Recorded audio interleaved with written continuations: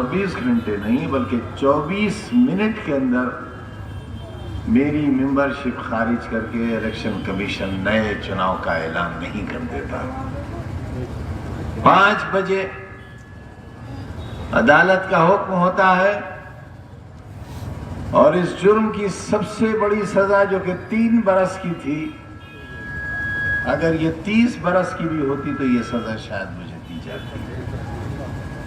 وہ سزا دی گئی اور 5:10 پر الیکشن کمیشن نے اعلان کر دیا کہ رامپور میں الیکشن ہوگا، اور راتوں رات اتر پردیش ودھان سبھا کے اسپیکر نے ودھان سبھا 37 نہیں بلکہ ہڑبڑاہٹ میں ودھان سبھا 38 کی سیٹ کو ویکنٹ ڈکلیئر کر دیا، اور اگلے دن چناؤ کی تیاریاں شروع ہو گئی۔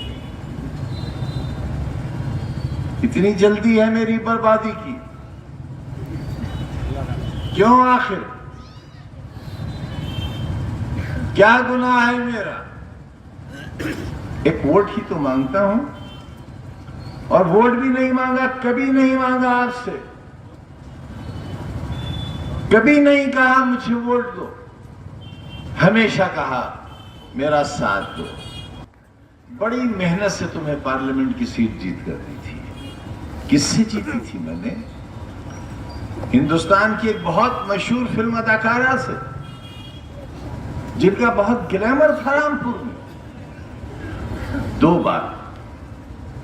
بار کی سانسد رہی ہوئی، اتر پردیش میں بھاجپا کی سرکار، کیندر میں بھاجپا کی سرکار، اس کے باوجود آزادی کے ایک لمبے سفر میں 1947 کے بعد آپ کی جھولی میں لا کر ڈال دی تھی یہ سیٹ، تقریباً 1.5 لاکھ ووٹوں سے جیت کر، اور اس وقت جبکہ 1.5 لاکھ ووٹوں کی بے ایمانی بھی ہوئی، مگر آپ نے اس کی قدر نہیں کی، ٹھوکر سے مار دیا آپ نے اسے۔ میں ایم پی نہیں رہا اس لیے کہ میں نے یہ سوچا تھا کہ حکومت آ جائے گی اور میں اس اندھیرے کو ایک بار پھر اجالے میں تبدیل کرنے کی مولا کے کرم سے کوشش کروں گا، جو رہ گیا۔ امید تھی کہ سرکار بنے گی، یقین تھا سرکار بنے گی، نہ امید پوری ہوئی نہ یقین پورا ہوا، سرکار نہیں بن سکی۔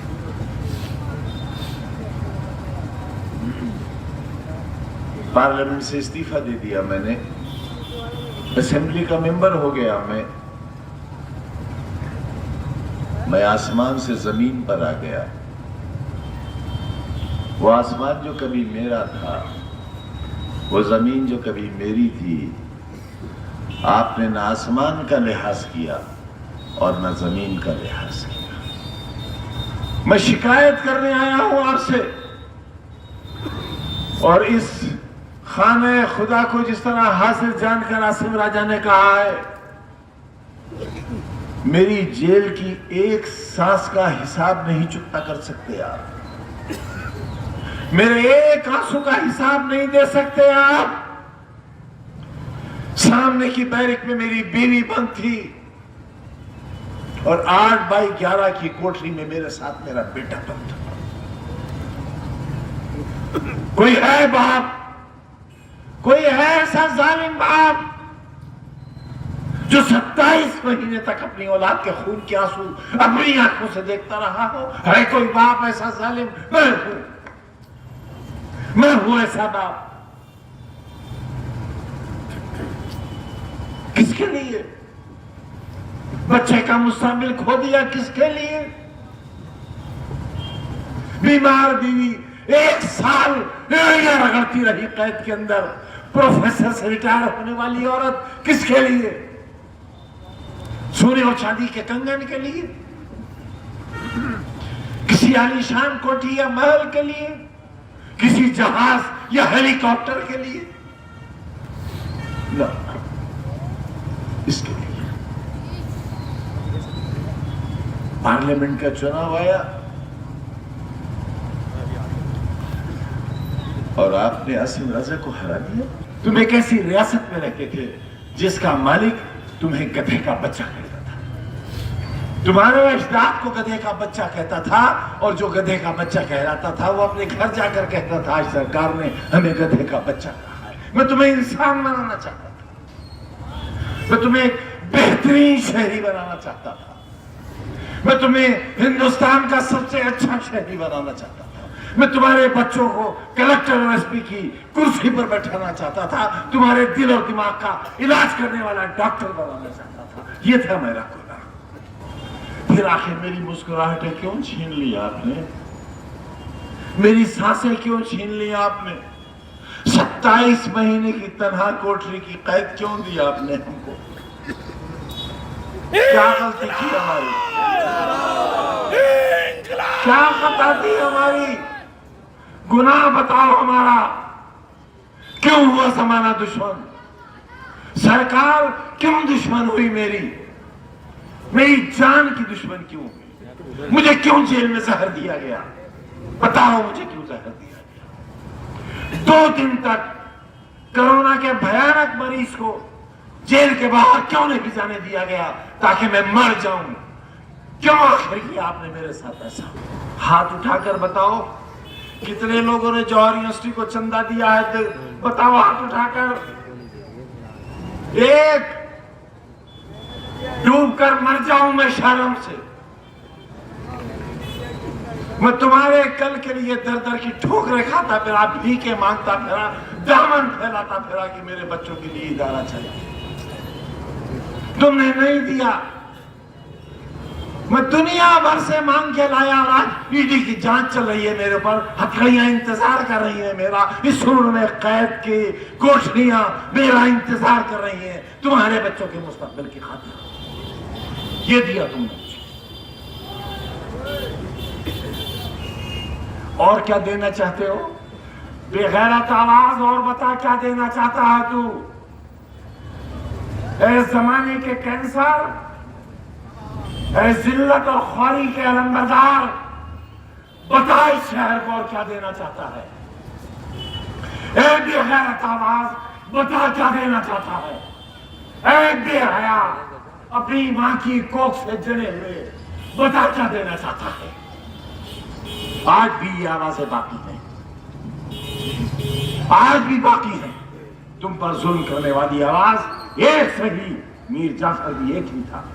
تم سنگھرش کرو، ہم تمہارے ساتھ ہیں، ہم تمہارے ساتھ ہیں۔ بات پڑا، میری موت چاہتے ہو؟ میری موت چاہتے ہو؟ مارو مجھے، مار دو گولی یہاں مجھے، خدا کی قسم وہ موت میری زندگی کی تکلیفوں سے سستی ہوگی اور اچھی ہوگی۔ میرے پورے گھر کو مار دو۔ تمہیں معلوم ہے ظلم کے کتنے پہاڑ سہ رہے ہیں ہم؟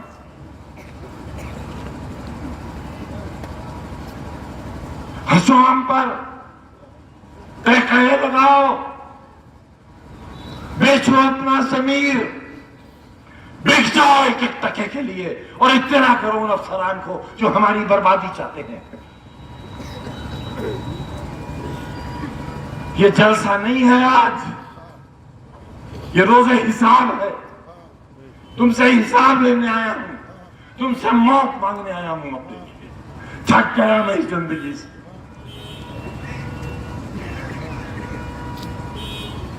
اظہر خان جیل میں بند ہے، ان کے ایریا کے آنسو نہیں دیکھے جاتے مجھ سے۔ جیل میں بچے بند ہیں بے گناہ، کسی نے مشین نہیں چرائی ہے، کسی نے فرنیچر نہیں چرایا ہے۔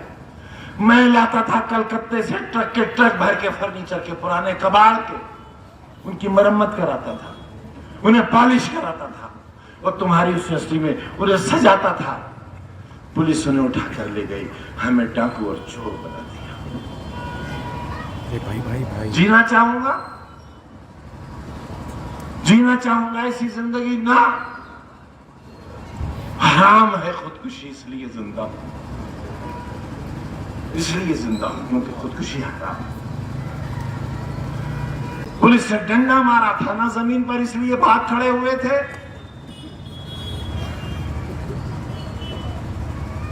اگر ایک جسم پر بھی لگ جاتا مر تو نہیں جاتے۔ میں تمہارے زخموں پر اپنے دل کا خون لگا کر ان کو مرہم بنا دیتا، مگر تم گھر سے نکلتے تو ظالموں راجہ پٹھان نہیں ہے اس لیے، انسان تو ہے، انسان تو ہے، تم نے ایک انسان کو ذلیل کیا ہے۔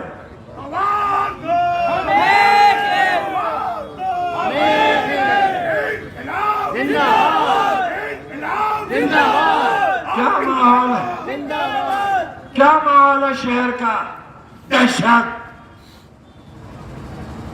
خوف، ڈر،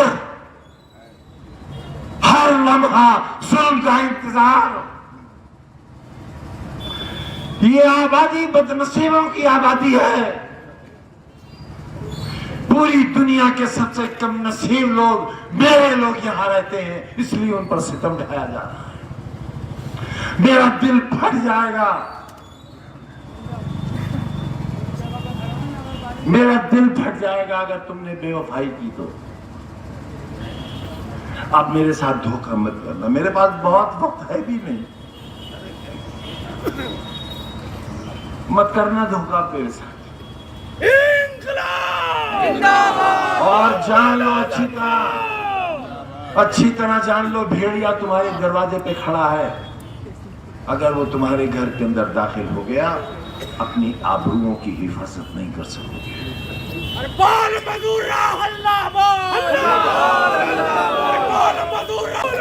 کچھ مت سوچنا میرے بارے میں بہنوں، کچھ مت سوچنا،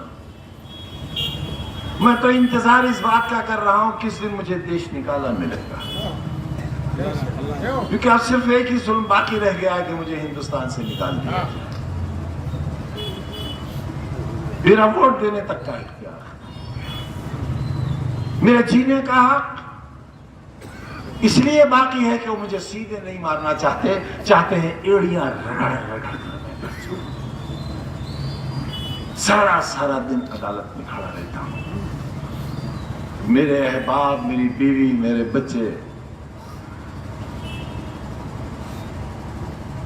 فیصلوں کا انتظار کرتے ہیں کہ اب کون سی جیل ہوگی، کہاں جانا ہے، میں کہاں گیا، میں نے کیا کر دیا یہ؟ تمہاری اچھائی کا سوچ کے میں نے کتنے لوگوں کو برباد کر دیا۔ میں ان سب سے معافی مانگتا ہوں جو میری وجہ سے جیلوں میں ہیں، جنہیں تکلیفیں میری وجہ سے پہنچی ہیں۔ میں ان سے کہتا ہوں کہ اگر مجھ سے کوئی بدلہ لینا چاہتا ہو تو میری جان حاضر ہے، میری جان لے کر اپنا قرض پورا کر لو۔